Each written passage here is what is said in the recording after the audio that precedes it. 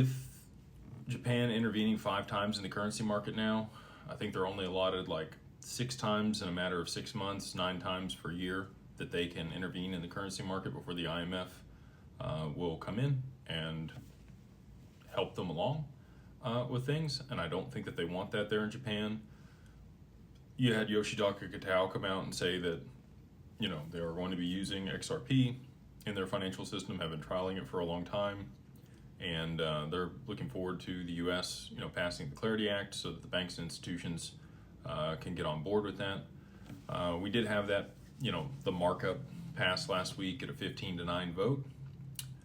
They did strike a lot of the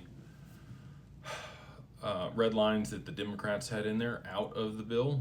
So I don't know that they're going to get the additional support that they need in the Senate to get that across the line. That's supposed to be up for vote in the next 30 days here, so that would put it mid-June. When we saw that, they will be settling through the DTCC just like everybody else does. I don't know that they're going to be launching tokenized. We do have some pilot programs and the first tokenization happening in July of this year with full-blown implementation in October. So that's for NASDAQ, New York Stock Exchange, and many of the other large exchanges out there. So we will have to see, you know,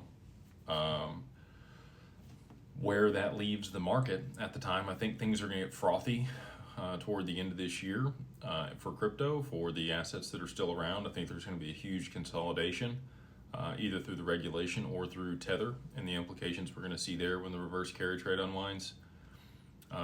For me, I believe that the first implementation that we're going to see for distributed ledger technology is going to be on the back end settlement component and reconciliation of the stock market with the DTCC. And for that to happen, XRP has to be a very high price. You know, 3-4 digits, somewhere between $500 and $5,000 at a minimum, just to be able to facilitate the back end settlement of the stock market. So, you know, I get this question frequently. People are like, well, if they knew this was going to happen, everybody would be buying it. I'm pretty confident, and again, I could be wrong. I'm not the end all be all, right? This is just based on conversations that I've had and my research, that a lot of this has been pre-allocated. It's been negotiated.